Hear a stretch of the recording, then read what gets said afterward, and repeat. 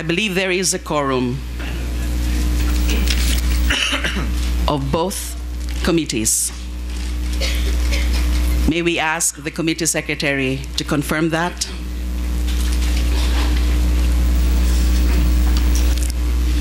Yes, Madam, there's a quorum.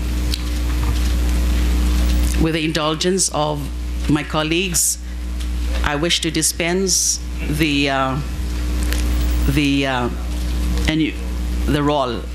call of the roll call of each of the members of the committees and also the non-members of the Senate. Thank you.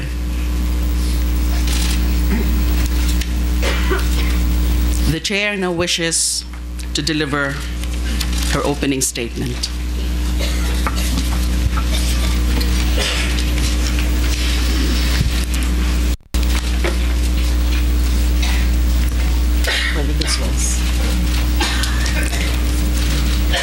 Can we have the visuals ready, please?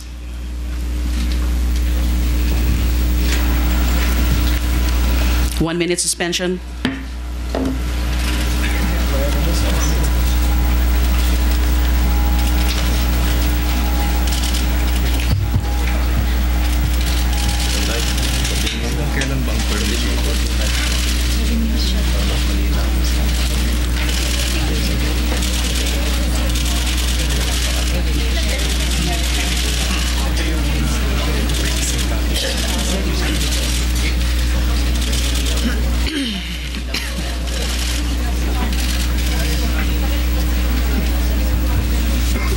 Ready?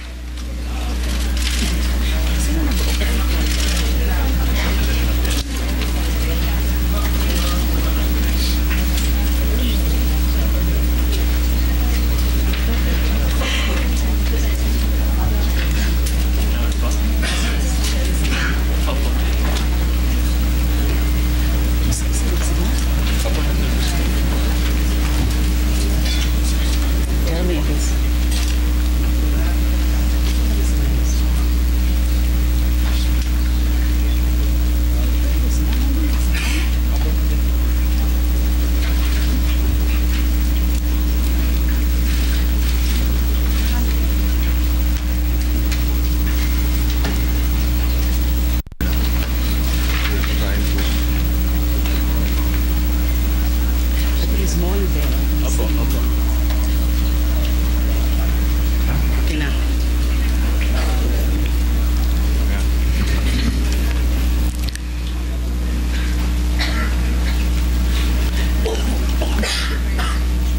proceedings resumed. Magandang umaga po sa lahat. Sa aking mga kasamahan sa Senado, sa ating mga kagalang-galang na mga resource speakers from various government agencies, sa non-government organizations, sa academe, non-government organizations, sa inyo pong lahat, magandang umaga po. Noong 2 ng Agosto, sa akin pong privilege speech dito sa Senado, inilahad natin ang nakakaalarmang usapin ng laganap at karumal-dumal na mga patayan sa ating bayan. Hindi lang ito naging laman ng balita sa ating bansa. Sa buong mundo, pinag-uusapan din tayo. Tulad ng marami sa atin, nababahala ako sa kaliwat kanang patayan na inaalmusal natin kada umaga. Araw-araw na lang ang balitang may bagong napatay dahil nanlaban daw o nang agaw ng baril ang biktima. Marami na rin po ang pinaslang ng di kilalang mga salarin na kinabibilangan malamang ng mga vigilante. Binalot ng packaging tape at pinatungan ng cardboard na may mensaheng pusher o kaya hold upper, ako, huwag tularan. Nais po nating malaman ang katotohanan sa likod ng mga nasabing patayan at karahasan. Ano nga ba ang tunay na nangyari at bakit patuloy itong nangyayari? Hindi ko sinasabing ang lahat ng nagaganap na pagpatay sa operasyon ng mga pulis ay walang legal na batayan sa paggamit ng lethal force.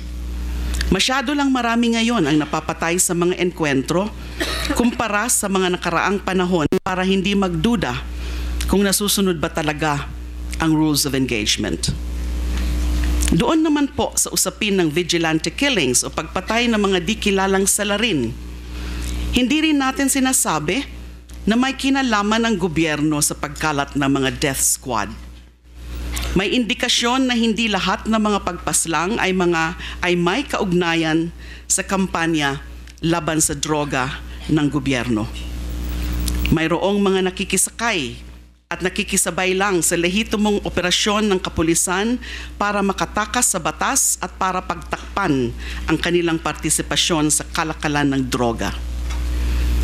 Kailangan po nating malaman kung ang sinasabing mga vigilante killings sa buong bansa ay magkakaugnay at bunsod ng isang organisadong pagkilos ng mga individual o grupo sa labas o loob man ng gobyerno. As I have said, my concern does not only revolve around the growing tally of killings reported by the Philippine National Police. What is particularly worrisome is that the campaign against drugs seems to be an excuse for some, may I just emphasize, some law enforcers and other elements like vigilantes to commit murder with impunity.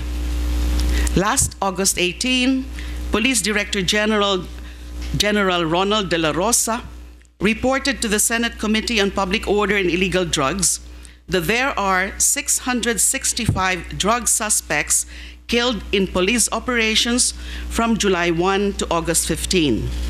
But what is even more disturbing is that in the same hearing, the PNP chief stated that there are 899 drug-related deaths committed by unknown killers during the same period. Out of this figure, only 22 cases were filed in NCRPO. Grabe ito. Katumbas po yan ng 35 tao na patay kada araw. 35 persons being killed.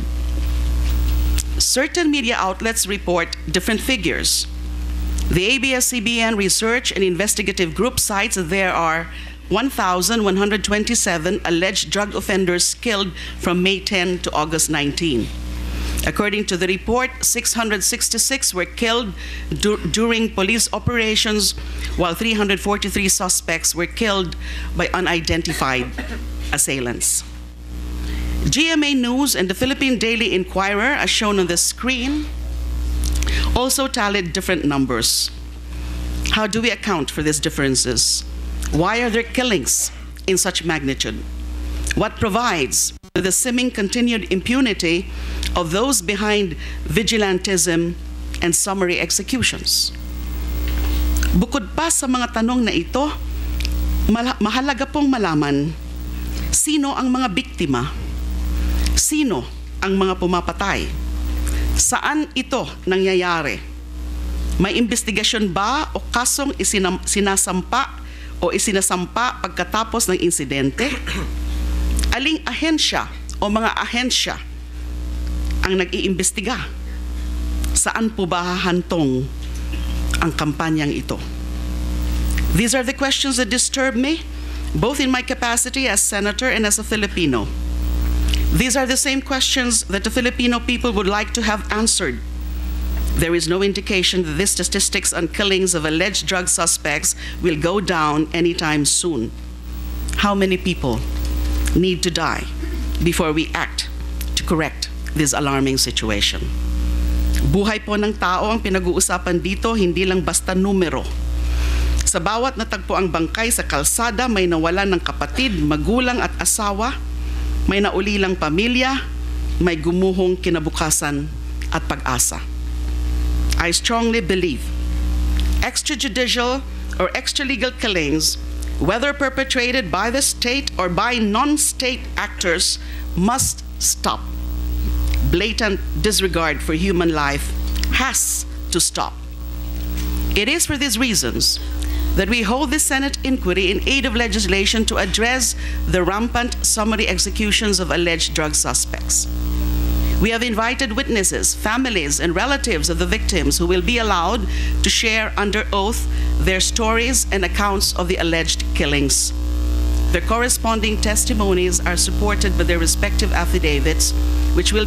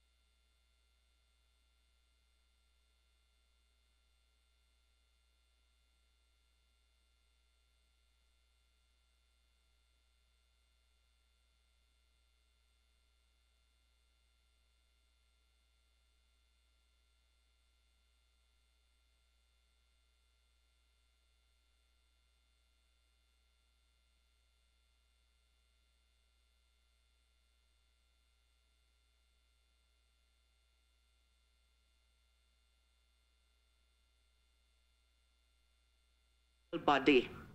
This Senate investigation is in aid of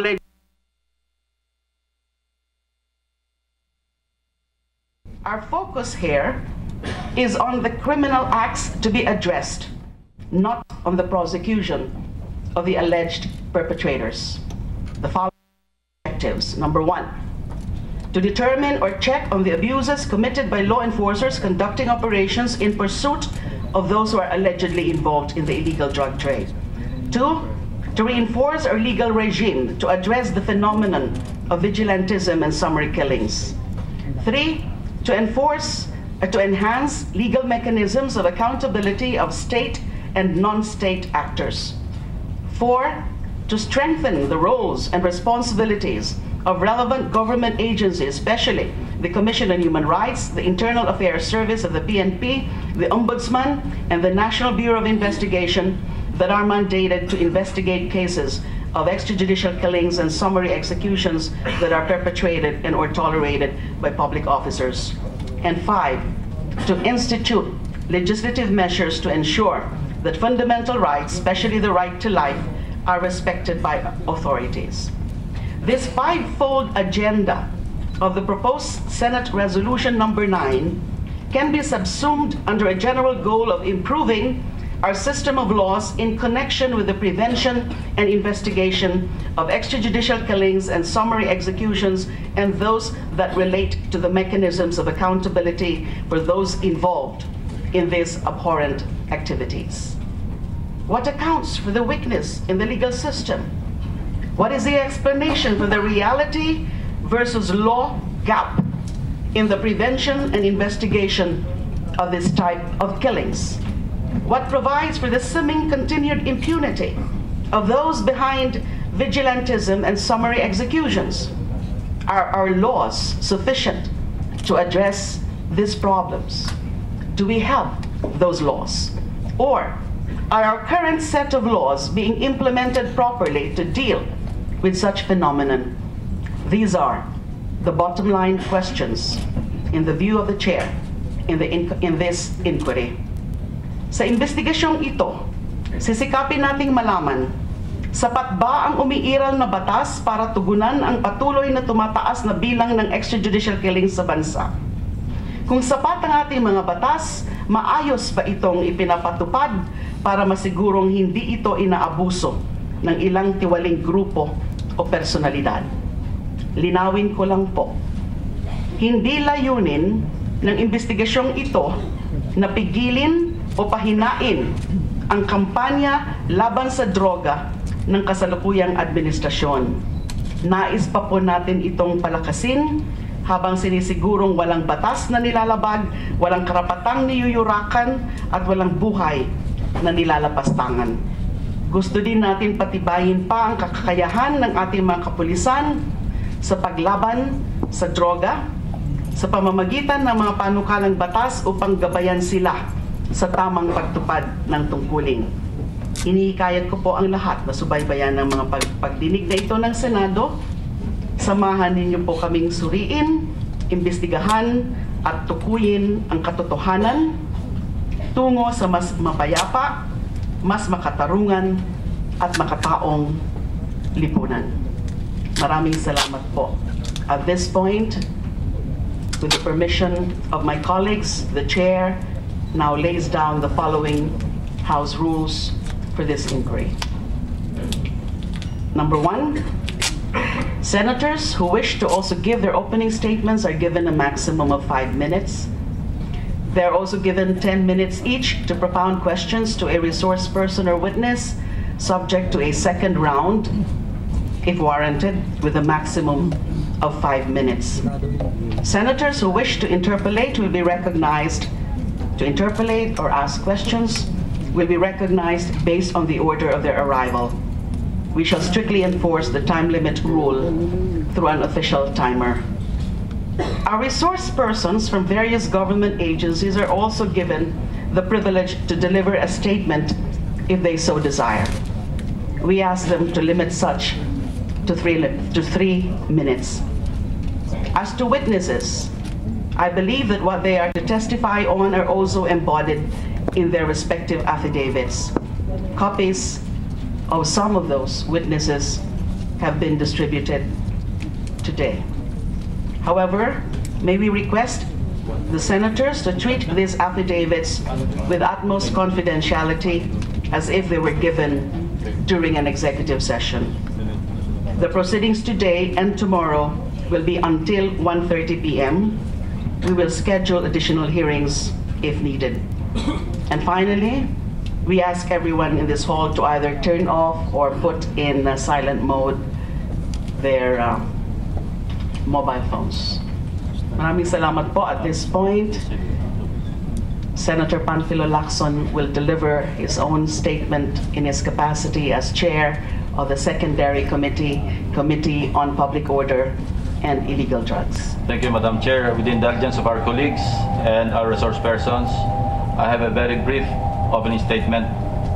I believe I owe it to my colleagues and those watching this proceeding this morning that I make a disclosure para lang malinaw where I'm coming from when I propound my questions later. Having said that, I would like to stress that having come from the ranks of the police, I know and understand their psyche. I know their frustrations over a flawed judicial system with unsympathetic, sometimes corrupt prosecutors. Kabisado ko na rin ang mga palusot at mga kalokohan ng mga scallywags sa hanay nila. May mga tinanggal nga ako sa serbisyo nung Chief PNP pa ako na nagsipagbalikan nung wala na ako. At ginamit pa nila para gipitin ako at gipitin din ang mga dati kong tauhan na malalapit sa akin. I know as well their enthusiasm and dedication to perform their duties in order to accomplish their assigned mission. I have openly and consistently manifested my misgivings to allow this inquiry to proceed, and for good reasons. Number one, over a short period, through life-risking work of fighting illegal drugs, must not be deterred by legislative inquiries like what we are conducting right now. Frankly, I have never seen anything on the scale of the current anti-illegal drugs campaign under this administration. Number two, as I had spent almost half of my life in law enforcement like them, I am not sure how many times I could have been maimed or killed by enemy fire during police operations that I had participated in, or the number of times I could have landed in jail while performing my duties as a law enforcer. Number 3, nakaharap na rin po ako sa ganitong uri ng legislative investigation and be seated on their side of a committee room. And I can tell you, the feeling was anything but pleasant. Never akong nakaramdam ng good vibes noon. I just hope our resource persons who are members of the police force are not talking to themselves now as I speak, cursing us legislators the way I did then. To our police officers present in this inquiry, honestly, I don't know how this whole exercise of drug fighting will end. I have no idea what is the end state of all your efforts. All I want to pick, and I want to pick your brain on that later. I can only make a guess. Either we have a drug-free Philippines after 6 months, or maybe a longer period, or, God forbid, you go bust and worse, end up in jail. Thank you, Madam Chair. Thank you, Senator Lacson. Before I call on the next senator to deliver a statement, may I just give a very, very brief comment. In my capacity as the chair of the primary committee, Committee on Justice and Human Rights, I assure everyone that these proceedings will be conducted in the most professional manner and that we will accord all our resource persons, including witnesses, respect and courtesy, because that is what precisely provided in our rules. Thank you. May I recognize at this point Senator Alan Peter Cayetano to also deliver his own opening statement. Thank you, Madam Chair. And Madam Chair, while they are fixing the projector, may I just greet you good morning and good morning to our guest. If I tend to be a little bit emotional today, I apologize because we lost our pastor, Pastor Doy Castillo, who was like a father to us. And I've been involved with the Duterte campaign and with Chief PNP Bato, and grabe po yung tama sa media na as if Wild Wild West tayo. 14,000 plus lang ang sweldo ng mga pulis. Hindi lahat may gamit. And then napapatayan din sila. Pero hindi pa tayo naglo-launch ng investigasyon kung paano sila pwede tulungan. Sila na iniimbestigahan natin. So my apologies if I tend to be a little bit emotional. Having said that, Madam Chair, I thank you for your assurances at the start of this hearing. Senator Joel yielded his 5 minutes to the opening statement so I can complete my presentation. Madam Chair... Excuse me, Senator Alan? Yes. You said that Senator Joel... Everyone has 5 minutes, so under the tradition of the Senate, usually only another the senators senator... who wish to deliver yes, their opening statement. He wished to give his statement, and so he'll give may it I to ask me. Senator Villanueva whether he did intend to deliver his own opening statement? I wasn't supposed, but considering that there's a request from our good friend, we will yield the 5 minutes, Madam Chair. With due respect to Madam Senator Chair. Alan Peter Cayetano, Madam I Chair. don't believe that, as mentioned, Well, just Madam Chair, admitted, usually we Senator respect each other Villanueva just said that he did not intend to deliver a statement. I will just talk very fast, Madam Thank Chair, you. but usually, let me put on the record, we respect each other's opinion here, and it's not a matter of intent to give a opening statement. If Thank you. everyone is allowed to give a statement, you can yield your time, whether it's in the questions. You are new here, so I will understand that, but that has been the Thank you. tradition here Please in the proceed. Senate. Thank you. May my time just start now, please? When the righteous are in authority, the people rejoice, but when the wicked bears rule, the people mourn. I'm not talking about the Aquinos, Arroyos, or the Dutertes. When the drug lords rule, people mourn. But when the law enforcers, the righteous, are the one ruling, walang patayan, may katahimikan sa ating bansa. Next slide. It is being made to appear in the media and with no help by some so-called human rights advocates. Next slide, please. That grabe ang patayan araw-araw. Please take note from 2010 to 2015 during the Aquino administration, an average of 35 ang patay araw-araw. Ngayon po, sa ilalim ni Presidente Duterte, 20 po. No, more than about a third are now, their lives are now being saved every day because of the efforts of the PNP. Next slide. The old norm was drug lords and their cohorts acted with impunity. People have low trust sa PNP, fiscals, judges, high-ranking government officials are involved in the illegal trade or protectors, and people hindi nakakadama na sila secure sa kanilang bahay, sa kalye, sa kanilang trabaho. Ngayon po, the respect and fear for the law has been restored. Drug lords and their supporters are on the run. People are beginning to feel safe, renewed trust on our law enforcers and government under President Duterte. Next slide. Are we using the term extrajudicial killings loosely to discredit the PNP and Duterte administration? Whether it is the Commission on Human Rights or our dear chairperson, I was hoping that they would educate the people more and the media para hindi sila ma-mislead na lahat ng patay ay extrajudicial killings. Bakit po? Ito po ang sinabi ng dalawang justice. Next slide. There is a need for a clear-cut killing of what the extrajudicial killing is. The name is a misnomer since every killing outside death penalty is extrajudicial. Dalawang justice po nagsabi niyan. So ano po ang ginawa ng Aquino administration? Gumawa po sila ng AO35.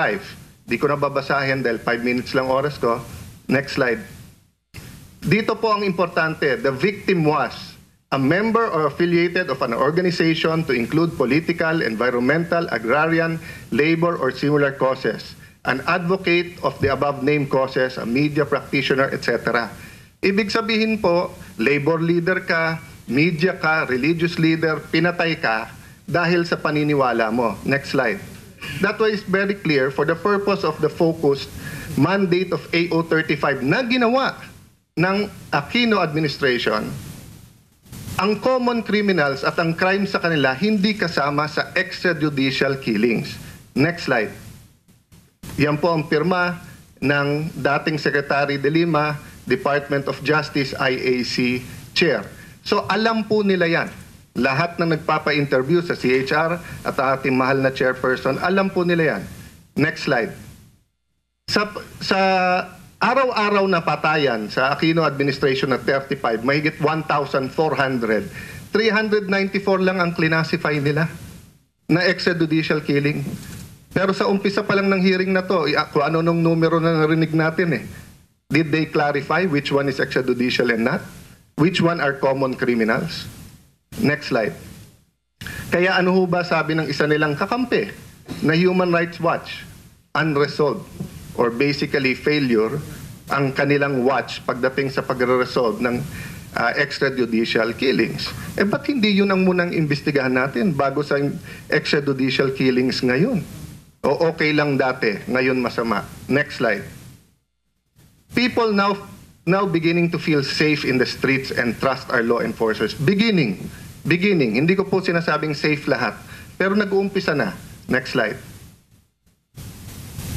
Kung makikita nyo po yung crime volume, ayan po, hindi ko na babasahin isa-isa because of lack of time. Pero makikita nyo, crimes against property, 11,000 to 6,000 in 1 month. Bakit po? Ang mga pusher at saka user, kailangan ng pera, walang trabaho yung marami dyan, nagnanakaw.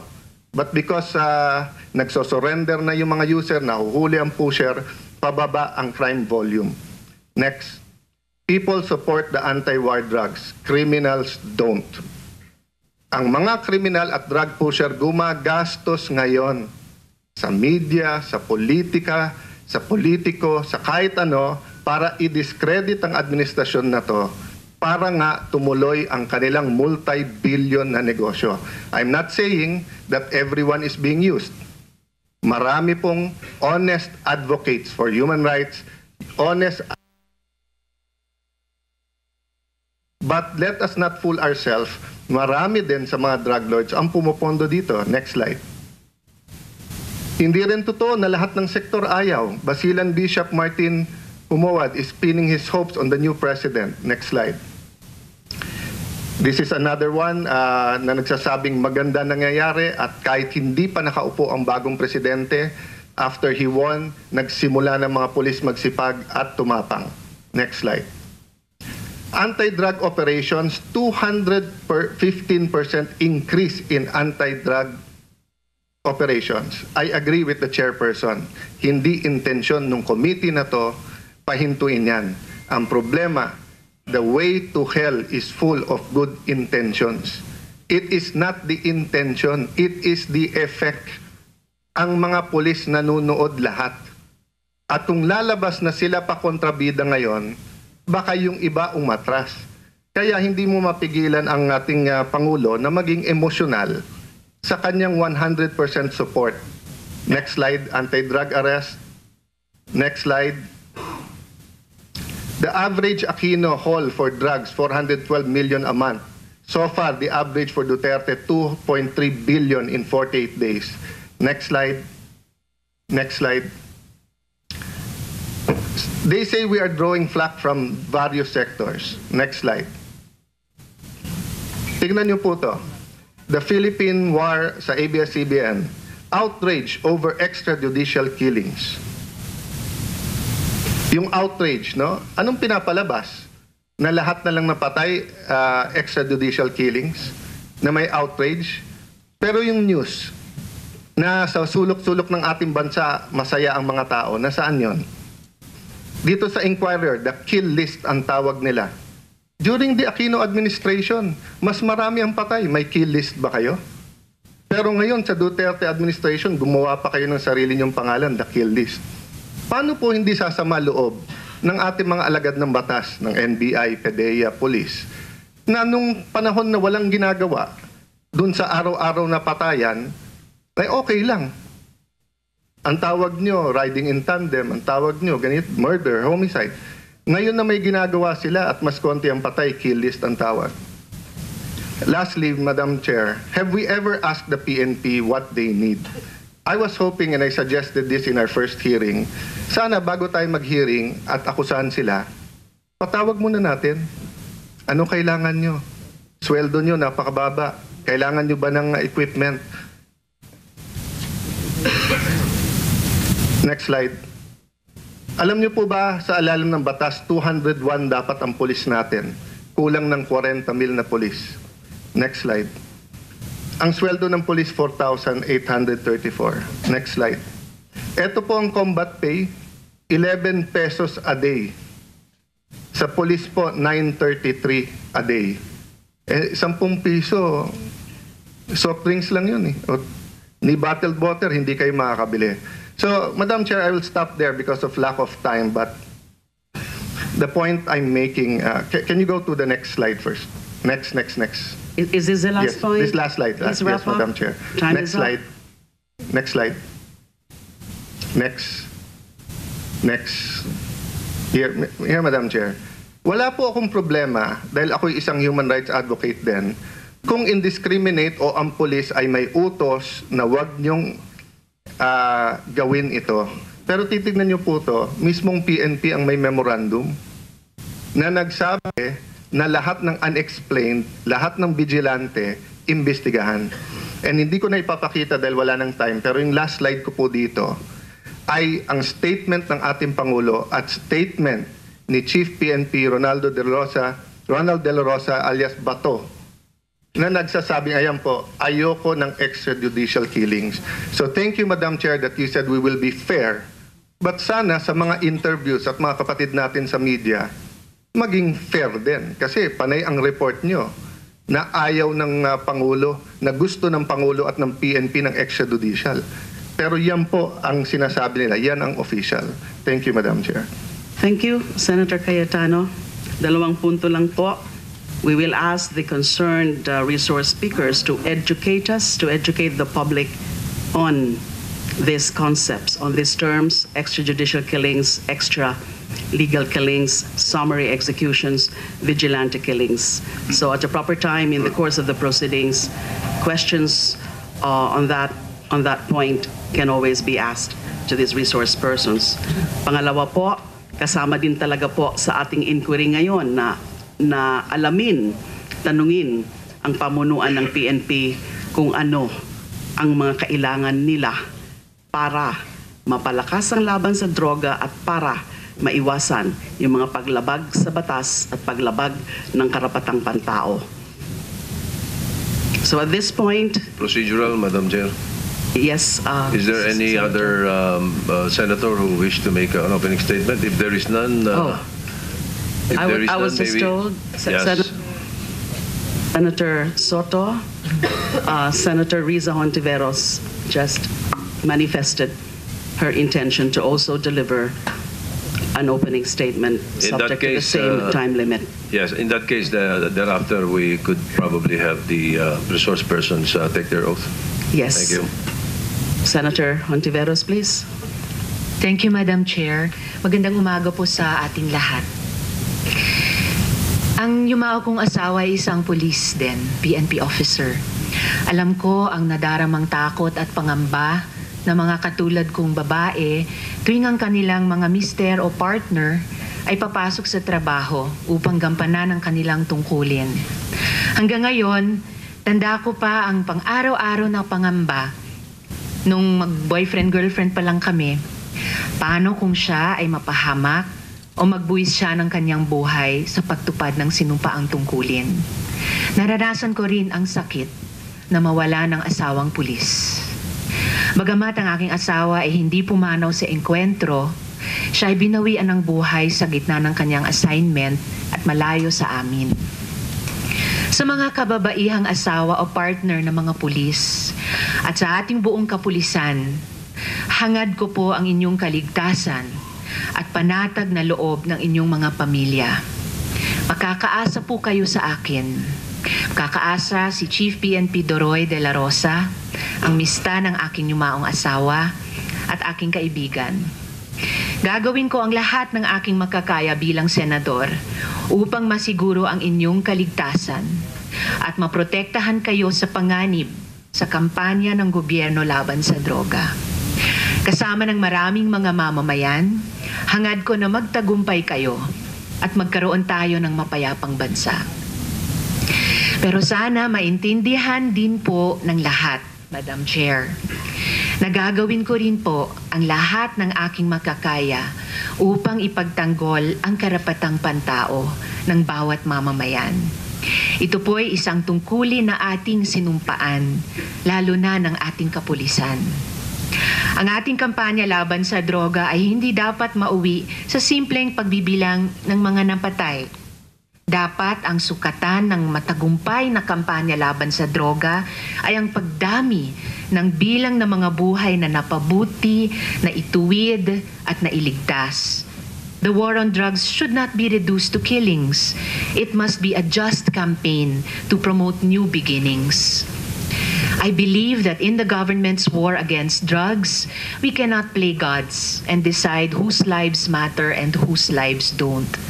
Sabi nga, ano ang sukat ng halaga ng isang buhay? Paano natin tinitimbang ang buhay na mahalaga at ang buhay na pwede na lamang baliwalain at pwedeng kitilin? Ano ang batayan na magsasabing ang isang buhay ay may silbi pa at ang isa na may wala ng pag-asa? Sino ang lalagyan ng cardboard o sunod na ilalagay sa kill scoreboard? Hindi lang iisang tao o iisang grupo ang may kapangyarihan na husgahan ang kapwa Pilipino. May justice system ang ating demokrasya. Mabagal man o may kahinaan, hindi ito pwede isang tabi. Dito po dapat patas na tinitimbang o sinusukat ang paglabag sa batas at sa makataong paraan po ipinapataw ang karampatang parusa. Madam Chair, to my dear PNP leadership, and to all the guests of this committee today, we must shift the focus of this war on drugs from vendetta to real justice, from shortcuts to reforms, from punishment to treatment, from punishment to treatment, Madam Chair, from mere killing to healing. This approach is not only restorative and just, it is also the more humane path. Let us not lose our humanity in the face of fear and barbarity. Maraming salamat po at mabuhay po tayong lahat. Maraming salamat, Senator Riza. Ngayon po, bibigyan na po natin ng pagkakataon. Yes, Senator Miggs. Yes, may I be allowed to give just 2 minutes? Okay, if it's really for 2 minutes, Very short, Mr. Chair. you have the floor now. Thank you. Thank you, Madam Chair. I know after the speakers all speak, we'll probably be off to lunch break and or session will start. So allow me to give my 2 cents worth, Madam Chair. Let us hit closer to home, Madam Chairperson. Last April, I was given information because during my 5-year break out of politics, I was able to establish a bit of small, medium enterprises in Cagayan de Oro and Bukidnon. Last April, I was told na doon daw sa aming planta sa Cagayan de Oro ay may mga shabu addict. So ang ginawa po natin ay nagpatawag po ako ng tulong sa City Hall employees ng Department of Health na empleyado sa City Hall at nag-conduct po ako ng drug test sa aking mga tauhan. Madam Chair, out of the 30 employees that we had, 10 ang positive sa shabu. That is a third of my workforce. A third. Nakakagulat dahil marami doon ay masaya na sa buhay at maganda po kanilang sweldo at benepisyo. Ay dala ko po galing sa Bukidnon at kinausap ko po sila. At tinanong ko sila, bakit kayo lumuklok sa shabu? Nang ganda ng buhay nyo na yun. Alam mo ang sagot sa akin, Madam Chair? Doon sa labas ng aming gate, doon sa Barangay Agusan, sa Cagayan de Oro, napakadaling bumili ng shabu. 20 pesos lang, 20 pesos, Madam Chair, ang isang sachet ng shabu na mas mura pa sa isang pack of cigarettes. So they said, they do a hit in the morning and when the hit is gone, they do the hit in the evening. Ganun kagrabe at lala ang sitwasyon ng droga na yon. Madam Chair, Mexico, I had a briefing recently, Mexico is losing the war on drugs. Their killings there are not done by government. But yung mga massacres doon are being done by the drug cartels, the Mexican drug cartels. Pinupugutan yung mga ulo. They hang them upside down. And sooner or later, if we do not nip this at the bud, and I'm saying it's not even in the stage of a bud, it is now a full-grown weed, Madam Chair. We have to congratulate the PNP for the job that they're doing now because they're risking life and limb at sila mismo namamatayan. Madam Chair, sa totoo lang, after Digong Duterte, the President, had become President of the Republic, that the shabu dealers in that barangay, out of a legitimate operation, patay. Ngayon, bumalik po ako doon. Ang sabi nila sa akin, tumahimik ang barangay. Wala na nang gugulo sa kanila. Ganun. That's the reality on the ground. And dapat ipakita din po natin yun dahil yung mga pamilyang apektado sa drug-related crimes are unbearable. Imagine a third of the workforce. What if you had 3 children and one of your children? Excuse me, Senator Miggs, I'm sorry. So that's it, with Madam Chair. respect. I know, Madam Chair. Although I've been given 5 minutes, hindi pa siguro ako umabot niyan. But Madam Chair, again, I would just like to show the severity of the situation. I was principal author of the anti-drug law together with Senator Soto when I was a member of the House of Representatives. And it's only today that I see effects. Thank you, Madam Chair. Maraming salamat. We all know that. We know how grave the problem is with respect to drugs, but we should not also turn a blind eye to this another grave problem of the spate of killings. Thank you so much, Senator Miggs. So ngayon naman po, bibigyan din ho natin ng pagkakataon ng ilan sa mga resource speakers natin na magbigay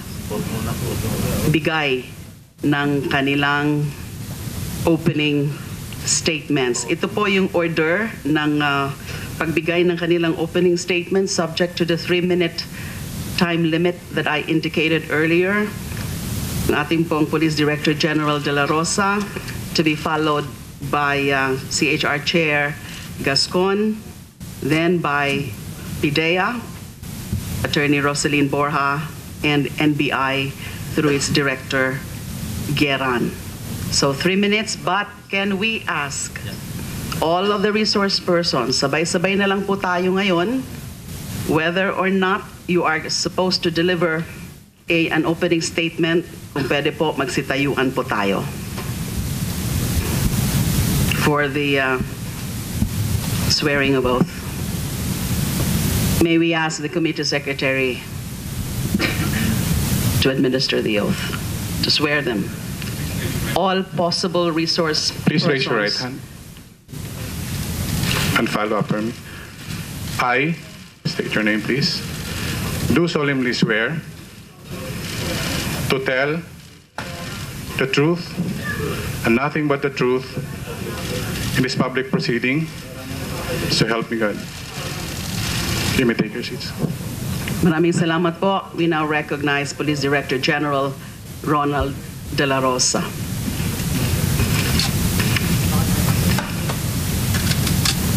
To the Honorable Chair, the Senate Committee on Justice and Human Rights, Senator Leila De Lima, ma'am, the Vice Chair, and members of the committee, good morning. Salamat po sa pagkakataon na may pahayag ang mga adhikain ng pambansang pulisya sa pakikipaglaban sa illegal na droga. Sa pagupo pa lamang ng ating Pangulong Rodrigo Duterte, batid na po namin na magiging malaking hamon ang pagtupad sa kanyang direktibang masugpo ang illegal na droga sa bansa.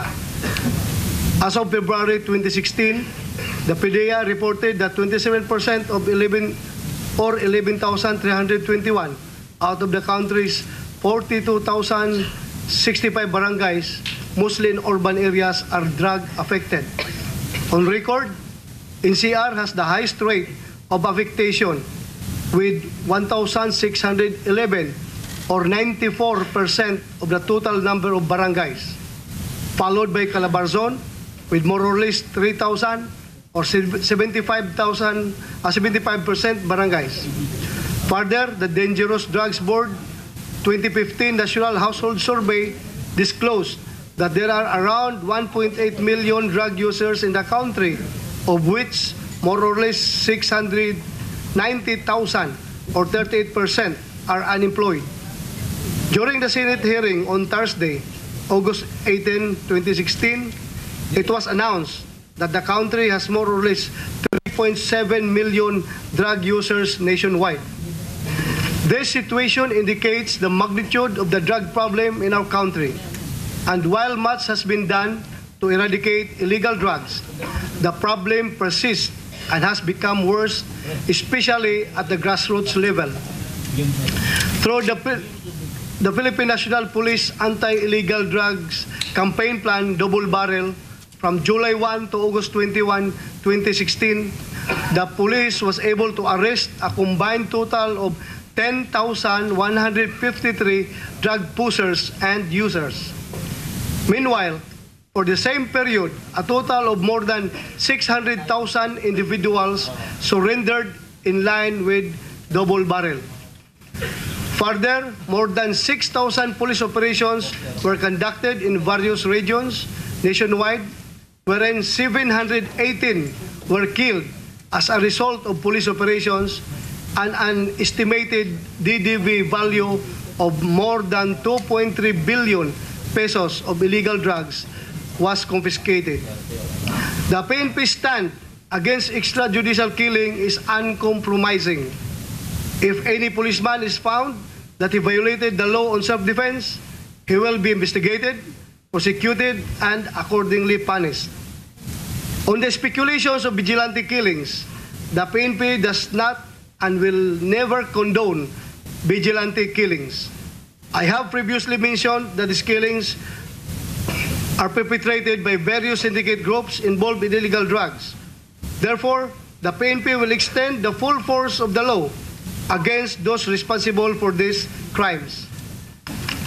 Umaasa po ako na ang pagdinig na ito ay tunay na makakatulong sa ating mithiin upang mabigyan ng solusyon ang problema sa illegal na droga. Rest assured that your police is more than willing to adapt the lessons that will come out of this hearing. The PNP remains loyal to our sworn mandate to serve and protect the Filipino people in accordance with the rule of law. Maraming salamat po. Maraming salamat, Police Director General De La Rosa. That was your opening statement, although you advised me earlier before the start of the hearing that you're supposed to have some PowerPoint presentation, and I would assume that your PowerPoint presentation po ay kaugnay dun sa report nyo. So meron pa ho kayong separate na report. Yes, Dahil sir. naka-indicate po yan doon sa notice na pinadala sa inyo. Yes, Your so I Honor. just want to clarify or have it clarified that that was simply your opening statement. Yes, Your Honor. Salamat po. Can we now recognize CHR Chair Chito Gascon? Sa kagalang-galang na pinuno ng Komite ng Katarungan at Karapatang Pantao, kagalang-galang na Senador Laila de Lima, kasama ng pinuno ng Komite ng Public Order at Illegal Drugs, Senator Panfilo Locson, at ang iba pang mga pinagpipitaganan natin mga senador ng bansa. Nais ko po ipaabot ang taos-puso naming pasasalamat sa inyo sa paanyaya sa amin dito sa Senado ng Komisyon sa Karapatang Pantao na maging bahagi nitong pagdinig sa isang mahalagang usapin pambansa. Kasama ko po dito si Commissioner Lea Armamento at si Commissioner Gwen Pimentel Gana. At itong aming pagdalo ay lulan ng aming marubdob na paggalang sa institusyon ng Senado bilang mahalagang haligi ng ating demokrasya at isang ganap na instrumento para makatulong sa paglilinaw ng buong katotohanan ukol sa nakakaalarmang bilang ng mga namamatay kaugnay ng kampanya laban sa kriminalidad at laban sa droga. Na kung pagbabatayan man ang sinabi ng media o ang tala ng media o ng pulis ay umaabot na sa mahigit 1,000 ang bilang at araw-araw ito po ay nadadagdagan ng mga pinaghihilalaang mga sangkot sa droga. Ilan ay mga magigiting nating mga pulis na namamatay, lulan ng kanilang police operations, at maging may mga inosenteng sibilyan ang caught in the crossfire. Sa simula, nais po naming ipahayag na nais ng CHR na magtagumpay ang Administrasyong Duterte sa kampanya nito laban sa illegal na droga at iba pang uri ng kriminalidad. Sapagkat sa pagtatanggupay nito ay mapapangalagaan at magagarantiyahan ang karapatan ng mamamayan sa seguridad at matiwasay na pamumuhay. Dapat lamang pong labanan ng salot ng droga at iba pang uri ng kriminalidad sapagkat nagdudulot ito ng sadyang napakaraming hinagpis at hindi mabilang mga biktima na kailangan po natin mailigtas sa kapahamakan at mabigyan ng karampatang kalinga. Subalit, ang aming panawagan ay sa pagsulong nitong laban sa droga at kriminalidad, dapat lamang po na pangalagaan ang mga naitakda na mga rekisito sa ating saligang batas at ang karapatang pantao. Itong usapin ng due process, presumption of innocence ay mahalagang laging nasa isip ng mga bahagi ng ating law enforcement process.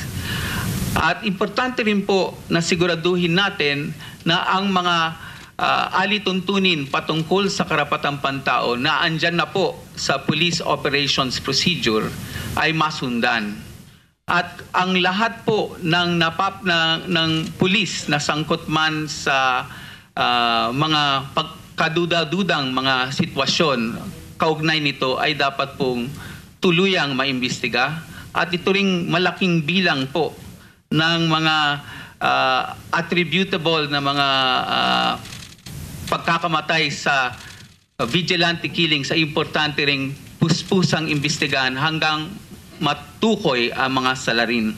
Panawagan po namin sa opening statement namin ay siguraduhin lamang po na ang mga nandyan na mga rekisito at ilituntunin sa batas at sa Police Operations Procedure ay masundan, ay hindi po tayo magkakaproblema sa usapin ng karapatang pantao.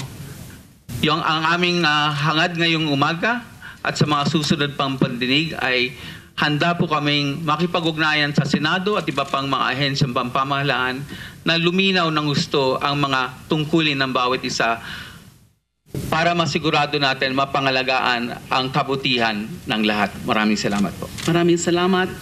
PIDEA, Attorney Borja is next.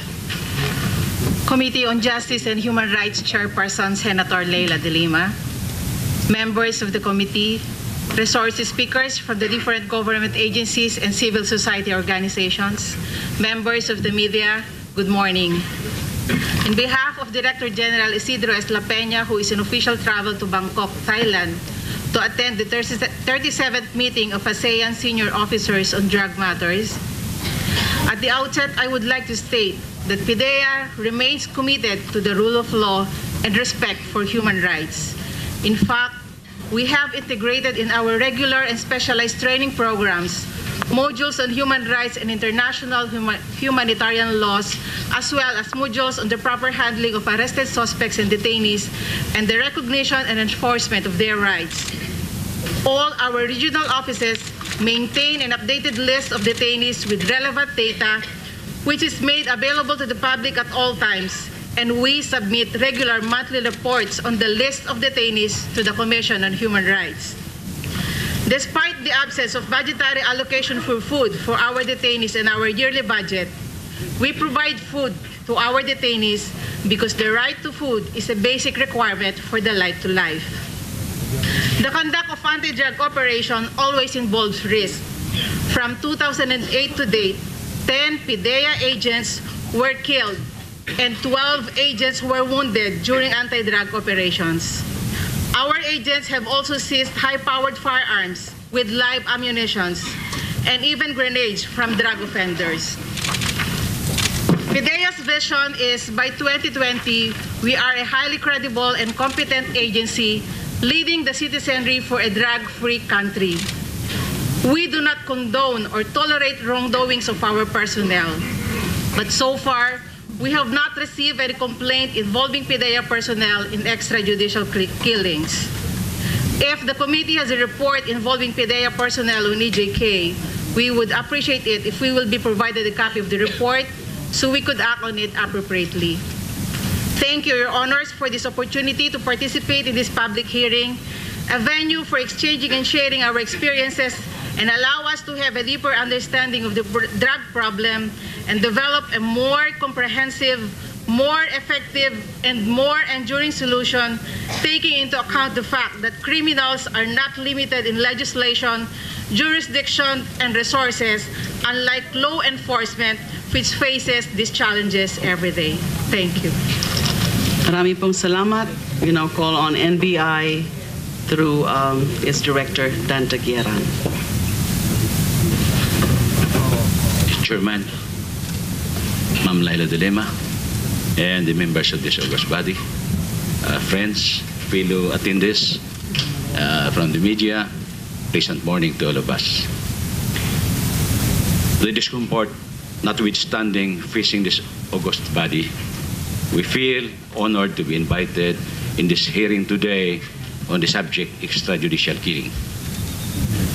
The NBI does not and will not countenance extrajudicial killing, not only because it is illegal, not only because it violates universal human rights, which is indivisible, inhuman, and not because it is spiritually a taboo, but by advocating it is an admission that law enforcement is a horrible failure.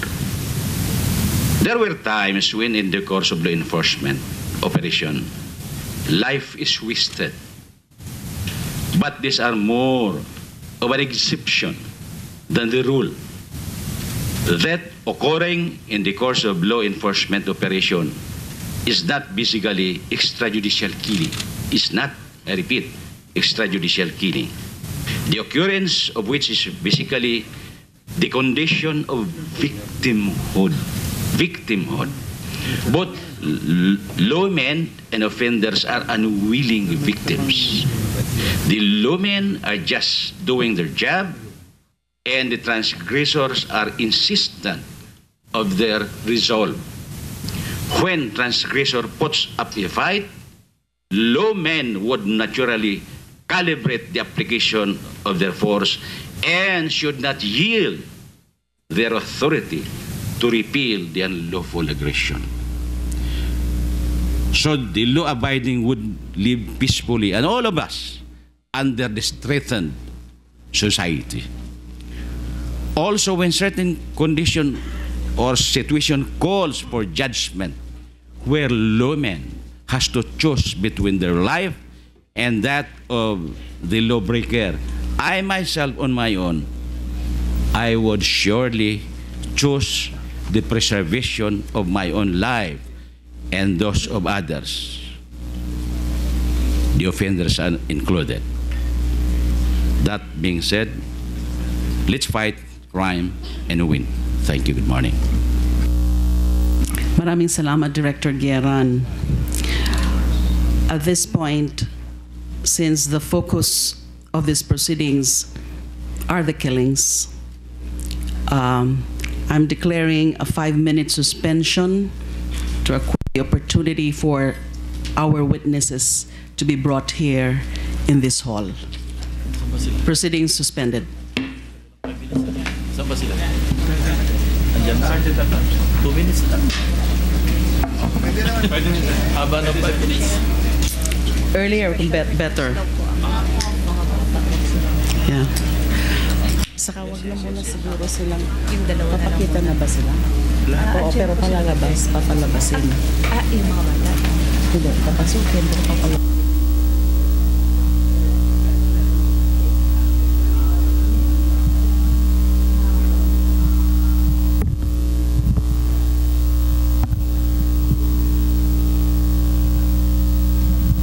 Ang natunghayan po natin ay ang mga opening statements ng mga senador at mga resource persons na present dito sa Senate Inquiry on Extrajudicial Killings na nagsimula nga ngayong araw. Ilan nga sa mga nabanggit kanina ni Senador Risa Ontiveros, halimbawa na lang, ay ipinaliwanag niya sa atin na ang kanyang asawa ay isang sundalo din at bilang isang asawa ay ipinahayag niya yung kanyang pangamba sa pagkamatay at pag-alay ng buhay ng kanyang asawa dahil sa sinumpaang paglilingkod sa bayan. At dito ay ipinahayag niya na bagaman may problema tayo sa ating sistema ng batas, hindi ito nararapat na labagin at dapat ay patuloy natin itong paigtingin at naniniwala siya na itong isinasagawang Senate Inquiry ay makakatulong dito sa pagpapaigting at pagpapalawak ng ating batas at sistema ng ating hustisya. At kanina rin ay napakinggan natin yung opening statement na ipinahayag ni Senador Alan Peter Cayetano. At dito sa ipinahayag niya ay binanggit niya na noong panahon raw ni Administrasyong Aquino, 30 kada isang araw ang namamatay. Pero dito sa administrasyon ni Duterte ay 20 lamang. So sa bawat data o impormasyon na ipinahayag nitong Senador Alan Peter Cayetano, ipinahayag niya na sa ngayon kahit pa ilang araw pa lang ang nakalipas sa Administrasyong Duterte ay nararamdaman na ng mga tao yung kapanatagan at patuloy na nanunumbalik yung tiwala nila sa ating sa kawani ng ating gobyerno. At kung pag-iisipan, kung aanalisahin nga raw ang overall crime rate daw ay talaga namang bumaba, At ang anti-drug operations rin sa ating bansa ay tumaas daw ng 200%. So kung susumahin, talaga namang malaki yung naitulong nitong Administrasyong Duterte para malabanan natin yung krimen sa droga.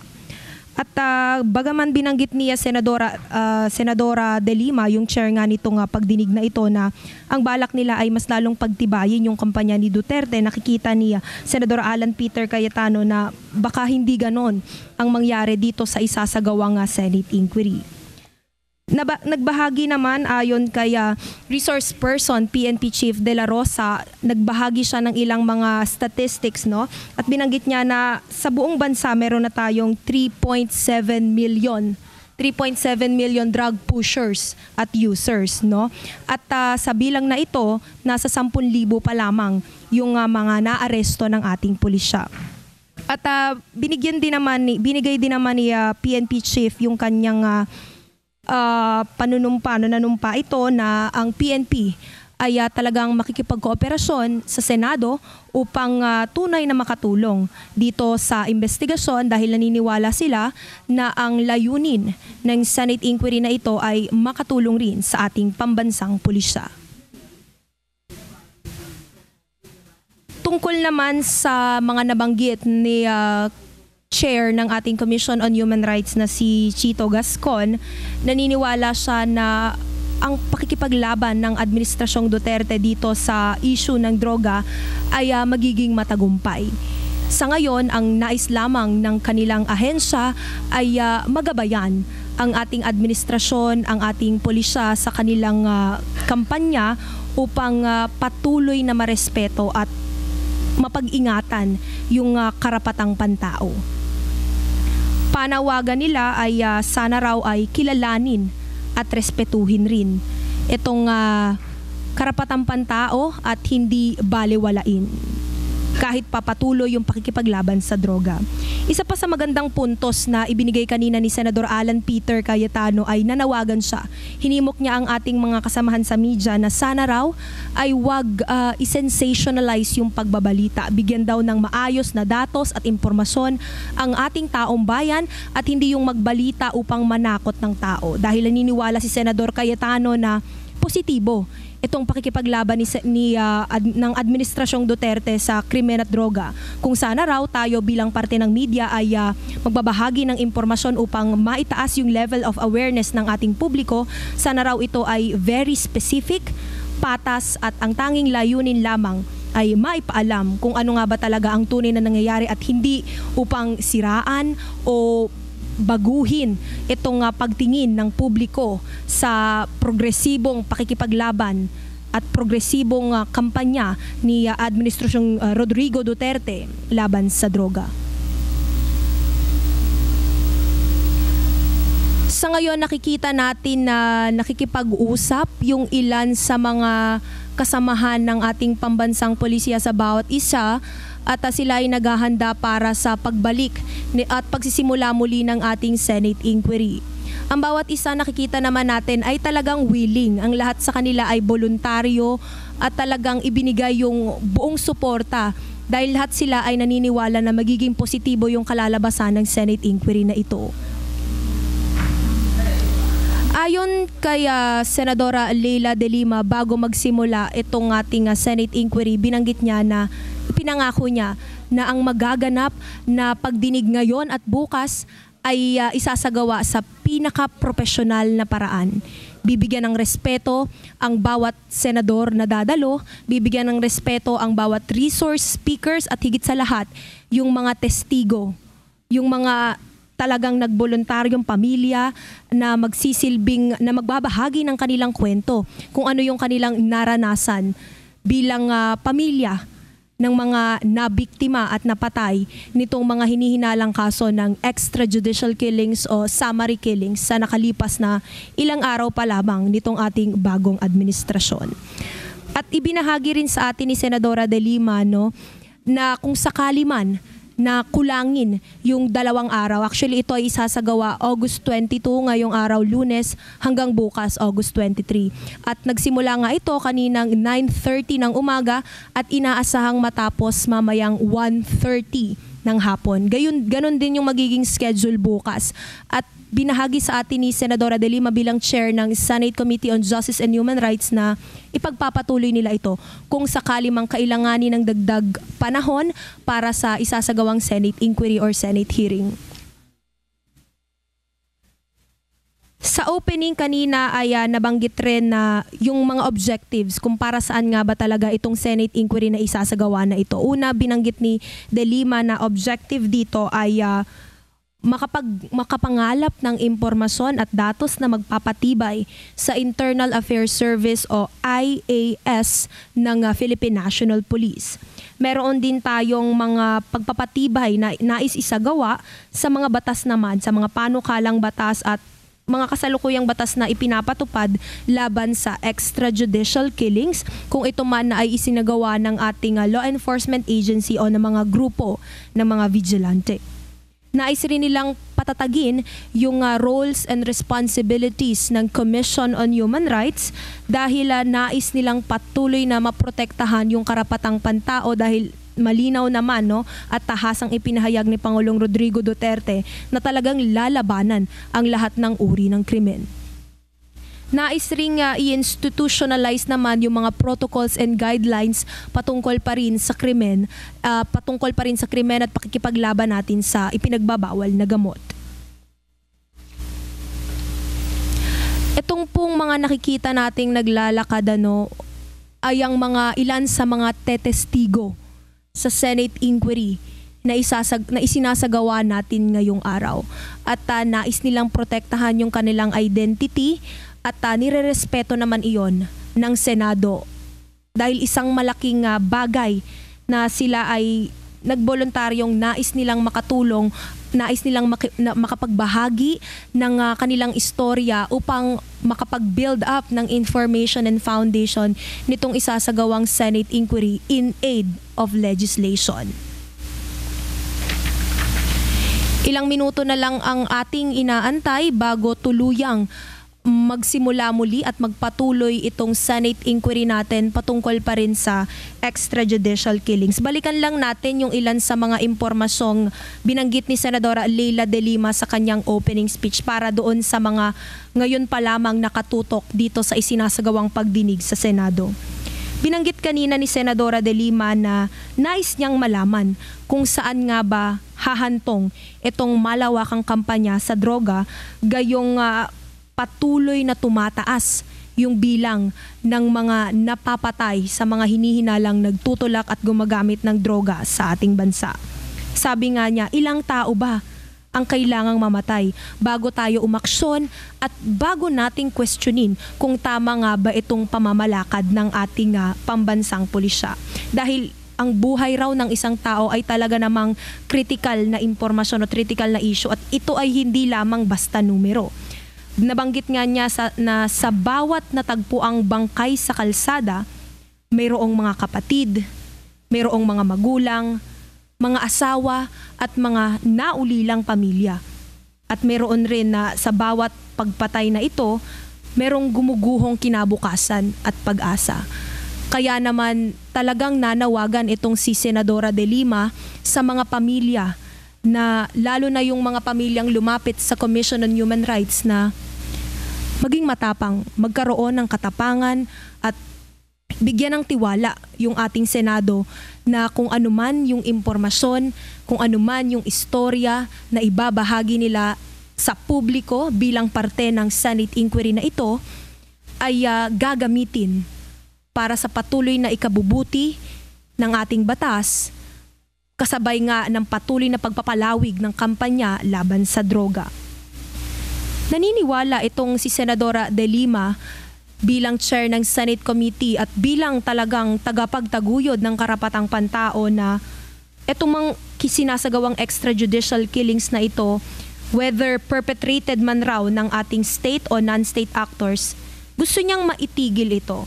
Matigil yung kawalang respeto sa pagkawala ng buhay ng tao na napapatay ng bawat operasyon na ito araw-araw. Gusto niya na maprotektahan yung buhay ng tao dahil naniniwala siya na ang bawat isa ay may karapatan, may responsibilidad na makatanggap ng tunay na pagkilala sa kanilang karapatan. Binigyang linaw din dito na itong mga testigo natin, total ito na yung napag-uusapan natin, 12 yung magsisilbing saksi at itong 12 magsisilbing saksi na ito ay parte ng 8 kaso ng pagpatay na may 11 biktima. malinaw na ang mga kasong ito ay maliit lamang kumpara sa daan-daang kaso na naitalangan ng Philippine National Police at sa huling datos na inilabas nila, nasa mahigit kumulang 600 na. Yung sa kaso ng ating police operations at mahigit 600 na rin doon naman sa mga kaso ng vigilante killings. At nabanggit rin, itong mga kaso na itong mga testigong nakikita natin ay mga testigo at mga saksi na inaya o inimbita ni Senadora De Lima dahil ito yung mga nakikita nilang mga biktima talaga ng extrajudicial killings. Mula doon sa 12 ay 5 ito na siguradong ang kanilang mga asawa, anak, kamag-anak ay naging biktima ng extrajudicial killings. Sa mga ating testigo. So, pwede ho bang tumayo po ang ating mga testigo para ho sa swearing of oath, taking of oath.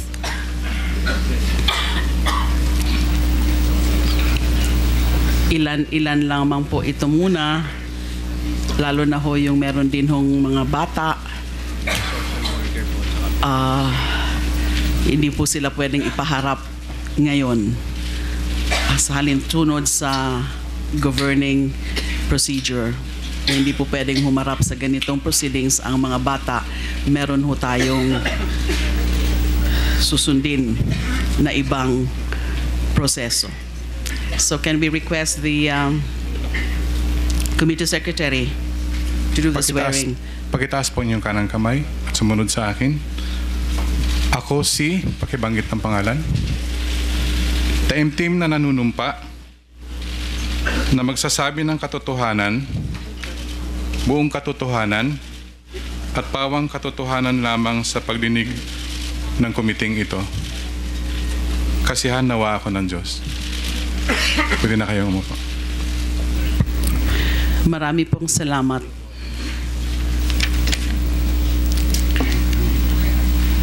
Bilang mga testigo, may karapatan po sila na tulungan o i-assist ng kanilang piling mga abogado. And I understand that there are several lawyers from the Commission on Human Rights, from Mabini, who will be... Mabini and Anib po. Anib. Salamat po. So for the record, pwede ho bang makuha ang mga pangalan ng mga abogado?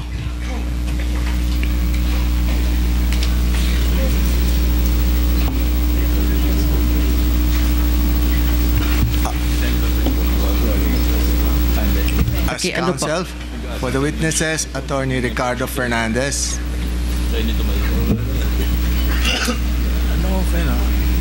Good morning, Your Honors. For the record, Mr. Rene Sagisag, Assisting Attorney Fernandez for Mabini and Anib. Thank you. Maraming salamat po. May I also, the Chair also wishes to inform the body on the designation of an acting general counsel of this committee as sanctioned by the rules, Attorney Abelardo Maglange, just to assist the committee and not the witnesses. Uunahin po muna natin yung kaso tungkol kina JP Bertes and Renato Bertes.